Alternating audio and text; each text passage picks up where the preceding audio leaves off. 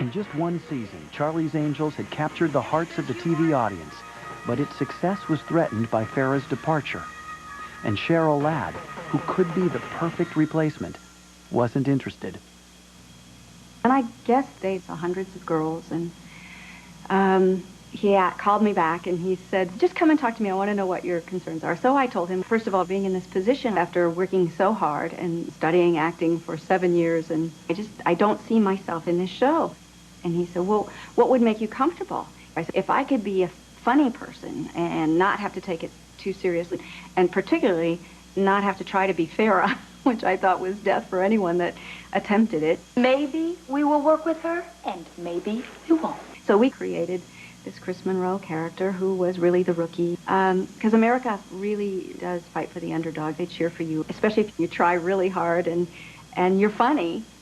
They always want you to win. Aaron's idea about her being Farrah's sister inside the show was brilliant. Because the audience loved Farrah. They really did. I mean, what else would have ingratiated her? All she had to do was come in and be good. It was official. Cheryl Ladd would play the role of Chris Monroe, Jill's little sister. You got it! I can't believe it! But Cheryl still saw it as a very risky career move. There was Jacqueline and Kate and David Doyle and everyone on the crew who had a hit show that didn't know if their hit show was going to have any more life. But if they just really hated me and the show went off the air because I came on it, I'd never work again. When shooting began for the season premiere, the press, the cast, and the producers held their breath. It was overwhelming in the pressure of it. So I just went on the set, and at that time, Farrah was Farrah Fawcett Major, so I wore a T-shirt that said Farrah Fawcett Minor. And I got a good laugh, and everybody realized that it just broke the tension right away. I think they felt let down by Farrah at the time. That made it easy. Everybody was welcoming to her. David Doyle just took me under his wing, and he just immediately said, "You're going to be great, kid, you know. Come on, let's have some fun." And he just let me know that he was on my side. But with the fun would come a lot of hard work, long hours, and stress. But we all had a pact, really, that no matter what happened, that we were a team, that we were the Three Musketeers, and nobody was going to say anything about anybody that could remotely be misconstrued. We were all holding our breath for the first show to air. On September 14th, 1977, the season premiere aired, introducing Chris Monroe. Set in Hawaii, the episode surpassed everyone's expectations, raising the series ratings to new heights. Creating this Chris character was a constant. I was trying to come up with funny ideas and things. The rookie angel, you know, one who would make mistakes and is not always perfect. I hope I created lots of little Chris moments where she became very human and very real and funny. Who could hate Joe Monroe's little sister? You know, hating Farrah Fawcett's sister is would be un-American, basically. Cheryl Ladd's Chris was funny and charming, but she had another asset that the producers would make the most of. I remember when we did Angels in Hawaii, and she came up out of the water in her bikini onto the boat. Case closed. I was one of the first people on television that wore a kind of French cut, high cut, I guess they call them string bikinis now. You know, it was a glamorous show. I wore a bikini when I was on a beach or at a swimming pool. Kate never put on a bikini. I don't even know if she put on a bathing suit. They didn't want to just be like bare skin all the time. They wanted some reality to this show. I mean, it was stretching it as it was. But there were certain times when it was reasonable that they were in a bikini or something. But the real reason for all the bikinis was obvious.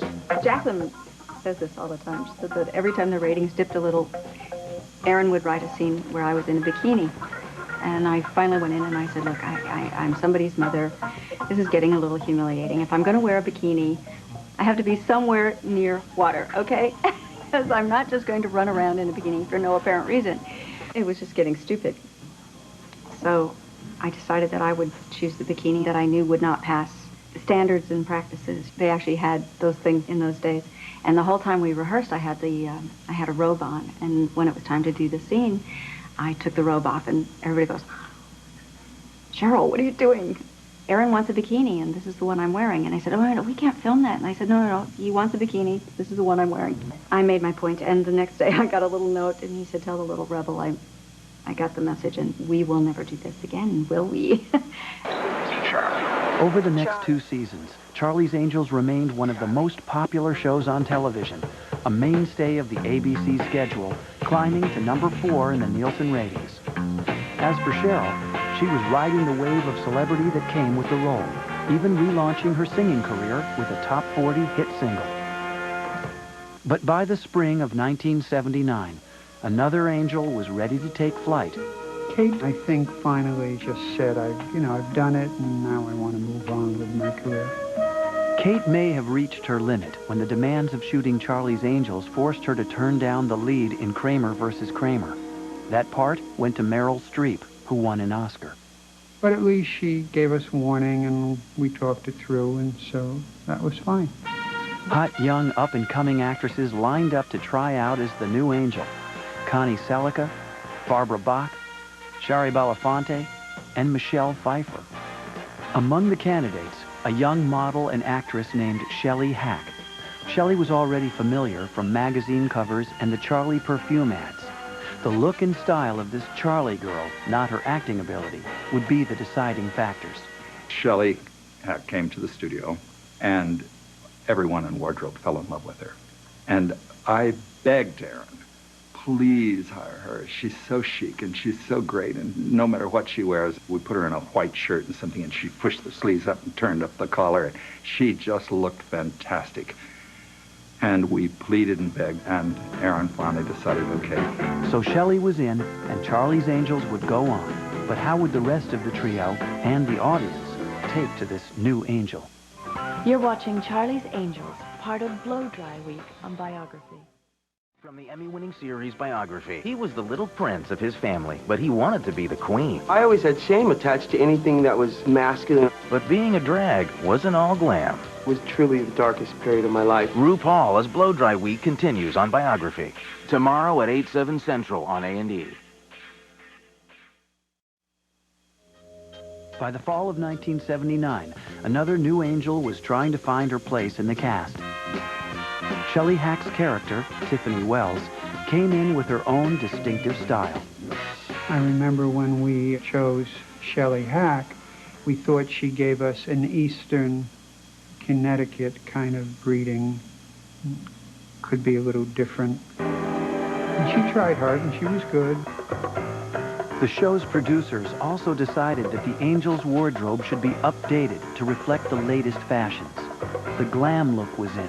High-heeled shoes, satin tops, lots of rouge, and very tight spandex pants. But even with a glamorous look and numerous wardrobe changes, the new angel was in for a rough flight. The critics complained that she couldn't act. I think they got a little overly confident that it would turn out all right. They didn't really hone who that character should be. They were not perhaps as diligent with it as they should have been. They didn't help her enough because she was just sort of someone that just was fitted into scripts already written, and they hadn't really focused on who Tiffany should be and what she should add to the group. I think that poor Shelley suffered from that, and that was a shame, but I certainly don't think it was all Shelley's fault. After only one season as Tiffany, Shelley Hack was out. It just didn't seem to be clicking. It's that magic didn't happen. Maybe we were wrong. Maybe we pulled the trigger too fast. Maybe it wasn't Shelley Hack, but we just thought we had to move on. It was yet another shock for the show's fans and for the Angels themselves. Well, we were really upset about it, Jacqueline and I both, about her going. And we let that be voiced, that we were losing viewers and that they needed to do something else. It was just a terrible time, and certainly not a good time for Shelley. To save their crime-fighting trio, the producers turned to an actress named Tanya Roberts.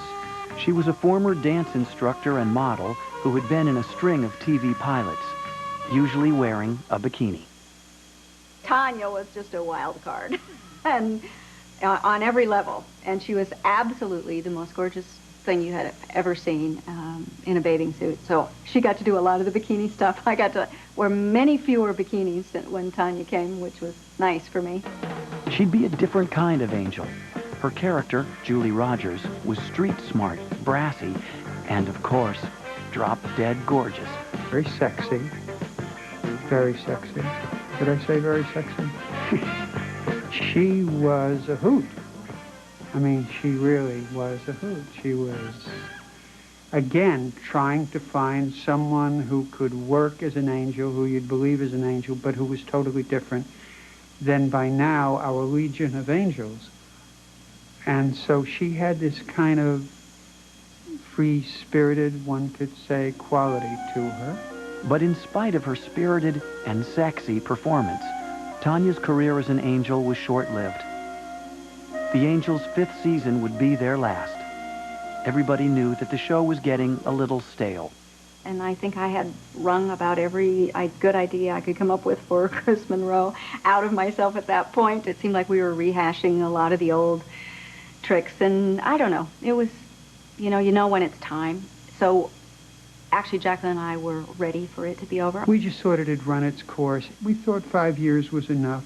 That was what we had contracted the original people for. I signed a contract for 5 years, and I was going to fulfill it. I, in all honesty, was ready to move on. After the 5 years, you want to do different things. Although it's always sad because you're a family for 5 years, and you really, bond with people you work with for that length of time and those hours, and that was hard. On June 24th, 1981, the final episode of Charlie's Angels aired on ABC. But the series would find a new life in syndication and in the hearts of a new generation of fans. Imagine, it went on the air in 1976, and they're still clamoring for it, which is great. It's a testimony to something. And fans still have their favorite angels. Cheryl Ladd, who played Chris Monroe, 1977 to 1981. I've never strayed from her. I never will. You have staunch Kelly Garrett fans. You have staunch Jill Monroe fans, and you just do. And everybody related to one of us a little more than the other. No. I mean, because it's like children. If you have, who's your favorite child? We love them all for different reasons.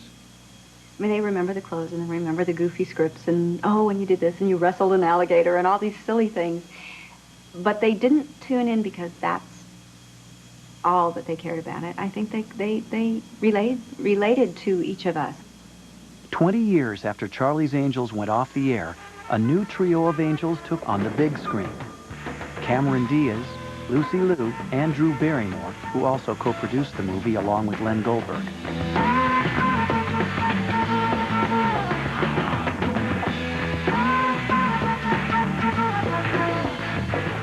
More than a nostalgia trip, they wanted their movie to be an update of the original, capturing the same spirit. The one thing that hasn't changed is the idea that these three girls love each other and get along with each other and that they're friends. Because when we were casting for the third angel, Drew and Cameron made a point. They said, we want someone that we can be friends with, not someone who's going to steal our boyfriend. And that said it really well. That's what we want. And I thought, yeah, that's what the audience wants too. Not only movie screens, but computer screens feature Charlie's Angels now, drawing old fans and new ones. Clearly, the show's creators and the Angels were doing something right. I had people all over the world emailing me. These girls and boys are like 13 and 14 years old, and now are watching it, on reruns. And it amazes me even today now with, the new movie, how empowering, Charlie's Angels still is today. If somebody had said, will they be interested 20 years later, I would say absolutely not. But there was something winning about the concept of Charlie's Angels. And so it puts you out there in a different light and in a different way. In some way, they became us. We became a reflection of particularly young women, of who they wanted to be and who they visualized themselves being. And I think that's why it's still popular. Well, my martini is ready. Aloha, angels. Aloha. Next summer, the second Charlie's Angels movie will hit theaters and is sure to bring even more fans to the already successful franchise. But die-hard fans of the television series insist that even with big-name stars like Cameron Diaz and Drew Barrymore, no one can match the heavenly glow of the Charlie's Angels of the 1970s. Tomorrow on Biography, Blow Dry Week continues with RuPaul. Life with this cross-dressing comic has never been a drag. That's RuPaul, Tuesday. For TVography, I'm Bo Derek. Thanks for watching.